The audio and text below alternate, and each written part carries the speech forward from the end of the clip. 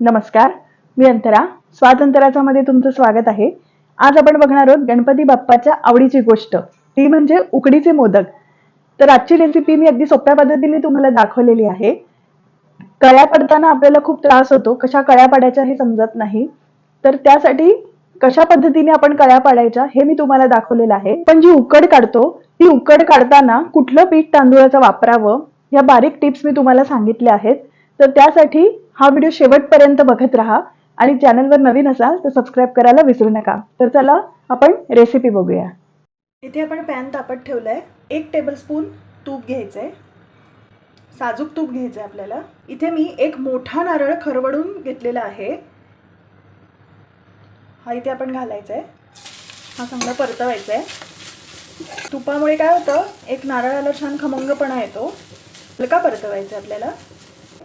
जेवढा मोठा नारळ त्याच्याबरोबर अर्धा मी इथे गूळ घेतलेला आहे. इथे मला मीडियम गोड हवं आहे. तुम्हाला जर जास्त गोड हवं असेल तर तुम्ही जास्त गूळ वापरू शकता. माझा नारळ हा खूपच मोठा होता, पण हे सगळं मंद आचेवर करायचं आहे, नाहीतर आपला नारळ हा खाली लागू शकतो. हे छान मिक्स करायचं आहे आणि गूळ हा घेताना किसून घ्या, म्हणजे काय होईल, शक्यतो खडे राहणार नाही. हे बघा, आपला गूळ इथे पातळ होत आलेला आहे. मी इथे गूळ किसून घेतला होता, त्यामुळे आपलं हे पटकन तयार होतं आहे सारण. गुळाचे खडे जर राहिले ना तर गूळ वितळवायला वेळ लागतो आणि ते काय होतं, नारळ शिजतो आणि गूळ तसाच राहतो आणि त्यामुळे सारण हे खाली लागण्याची भीती असते. आणि सारण बनवताना शक्यतो नॉनस्टिकचं वापरा किंवा जाड बुडाचं भांडं वापरा, म्हणजे खाली आपलं सारण हे लागणार नाही. आपल्या गुळामुळे छान असा रंग आलेला आहे मस्त. इथे मी 10 ते 12 केशराच्या काड्या दुधात भिजवून ठेवल्या होत्या. केशर हे ऑप्शनल आहे, जर तुम्हाला नको असेल तर तुम्ही नाही वापरलं तरी चालेल, पण मी इथे केशर वापरते. दुधात बुडवल्यामुळे त्याला एक छान असा रंग आलेला आहे केशराचा. हे छान मिक्स करून घ्यायचं आहे. आपल्या सारणाला कलरसुद्धा खूपच छान आलेला आहे, केशरामुळे सुद्धा आणि गुळामुळे सुद्धा. आता आपल्याला हे सारण छान शिजवून घ्यायचं आहे पूर्ण. गूळ आपला पूर्णपणे वितळलेला आहे बघा. आता आपण याच्यावर 1-2 मिनटं झाकण ठेवणार आहोत, म्हणजे सारण आपलं चांगलं शिजेल. आपली 2 मिनटं झालेली आहेत, आपण झाकण काढूया. हे बघा, आपला गूळ इथे छान वितळला पण आहे आणि आपलं सारण इथे छान शिजलेलं आहे. हे बघा, कलरसुद्धा खूप छान आलेला आहे गुळामुळे आणि केशरामुळे. वेलची पावडर चवीनुसार.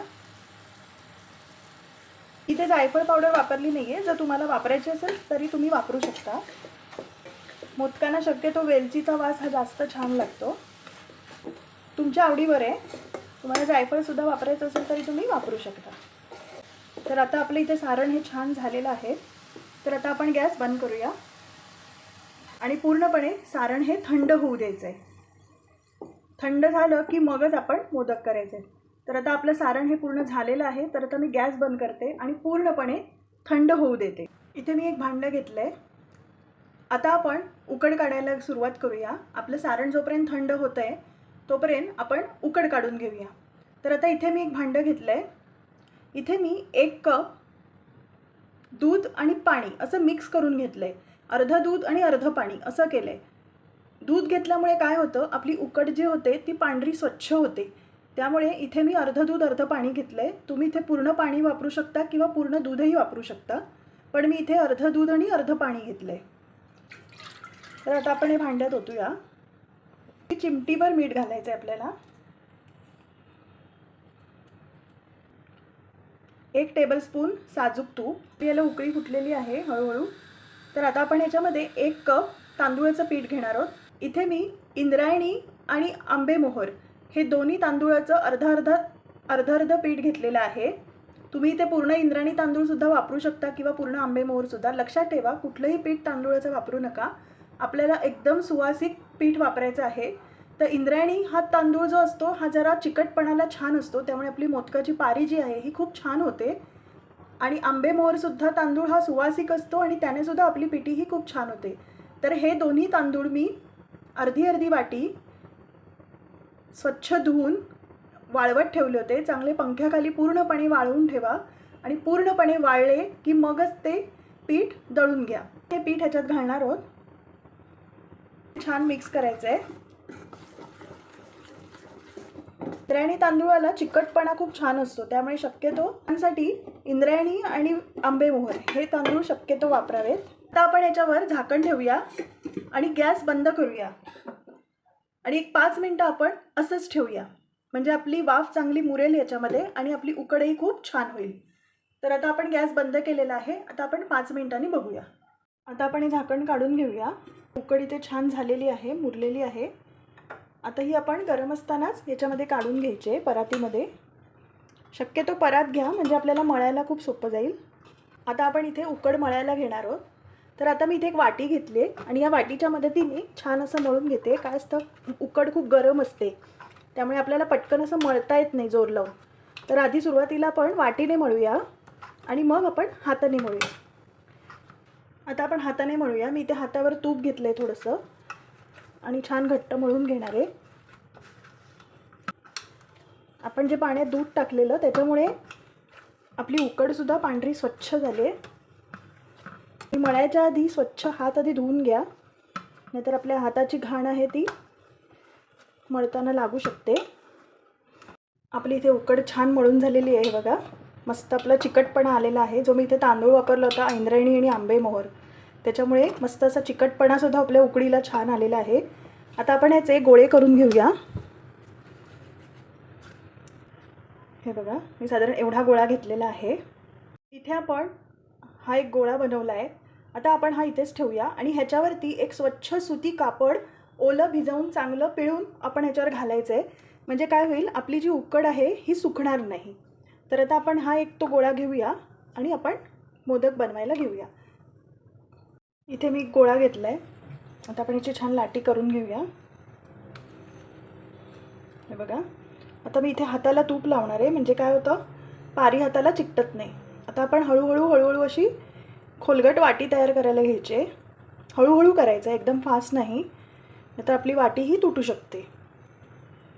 मी मीडियम साईजचा मोदक बनवते. तुम्हाला जर मोठे बनवायचे असेल तर तुम्ही मोठे पण बनवू शकता, किंवा लहान हवे असेल तर लहानही.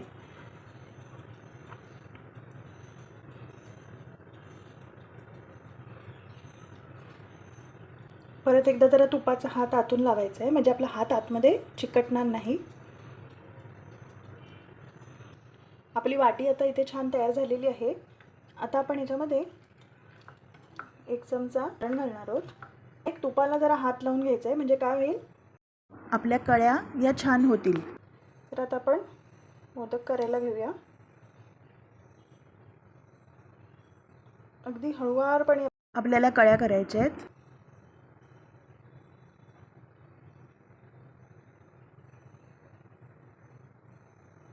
अगदी शेवटपर्यंत असं दाबायचं आहे.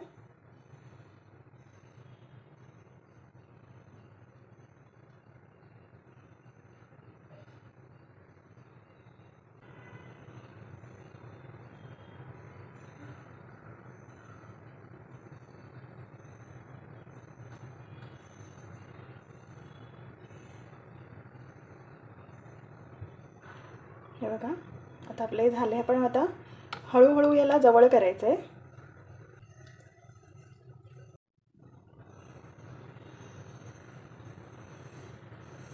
हे बघा, आपलं इथे मोदक छान तयार झालेला आहे. हे बघा, मस्त असं मऊ झालेला आहे मोदक. तर आता आपण असेच बाकीचे मोदक तयार करून घेऊया. आपल्याला छान अशी वाटी तयार करायची, अगदी अलगद हाताने करायचं आहे.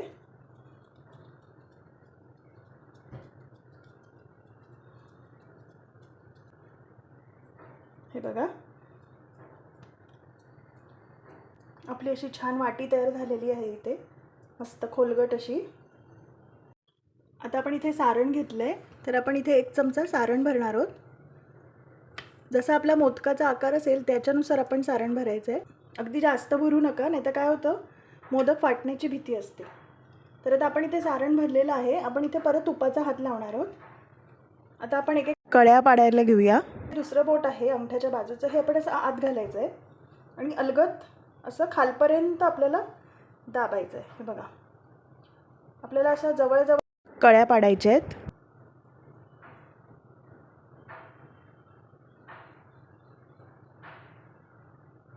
हे बघा, अलगद फिरवायचं आहे.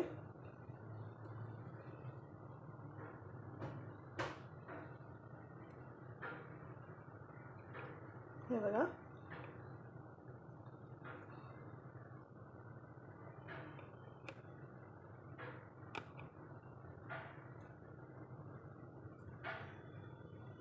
आता आपण हळूहळू याला गोळा करायचा आहे. एकदम अलगद हाताने करायचं आहे. हे बघा, आपला आता इथे मोदक छान तयार झालेला आहे. आता आपण बाकीचे मोदक करून घेऊया. आता मी इथे एक स्टीमर घेतला आहे. त्याच्यामध्ये आता आपण इथे एक केळीचं पान ठेवणार आहोत. तुम्ही केळीचं पान नाही ठेवलं तर एक सुतीक मलमलचं कापडसुद्धा ओलं करून ठेवलं तरी चालेल. आता आपण ह्याच्यावर एक एक असे मोदक ठेवणार आहोत. आता आपण याच्यावर एक एक अशा केशराच्या काड्या ठेवायच्या आहेत. केशर हे ऑप्शनल आहे, तुम्हाला नको असेल तर नाही ठेवलं तरी चालेल. पण काय होतं, केशर लावल्यामुळे याला एक छान रंग पण येतो केशरामुळे आणि दिसायलाही खूप छान दिसतात. तर आता आपण झाकण ठेवूया आणि एक 5 मिनटं वाफ काढूया. आता आपली 5 मिनटं झालेली आहेत. आपण झाकण काढूया. हे बघा, आपले मोदकही छान झालेले आहेत. केशराचा रंगही थोडा उतरलेला आहे. तर आता आपण हे पूर्णपणे थंड होऊ द्यायचे आहेत आणि मगच काढायचे आहेत.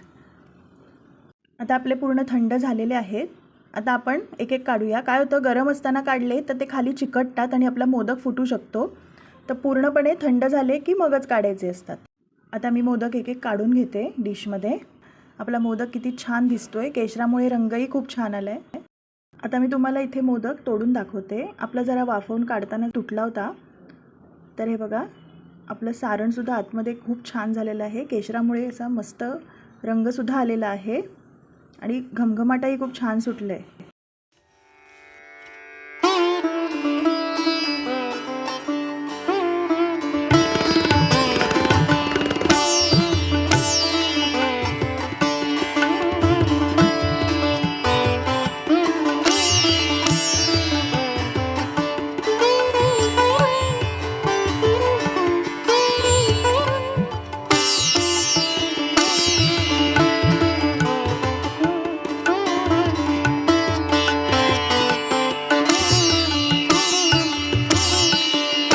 तर आजची रेसिपी तुम्हाला कशी वाटली हे मला कमेंट्स बॉक्समध्ये कळवायला विसरू नका.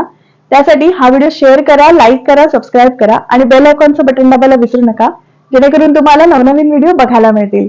तर चला मग भेटू आपण आपल्या नेक्स्ट व्हिडिओमध्ये एका नवीन रेसिपीसह. तर विश तुमची, डिश आमची. नमस्कार.